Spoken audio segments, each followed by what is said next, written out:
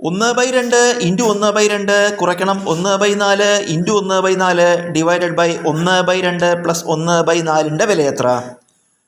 1/2 into 1/2 1/2 square കുറയ്ക്കണം 1/4 into 1/4 1/4 square divided by 1/2 plus 1/4.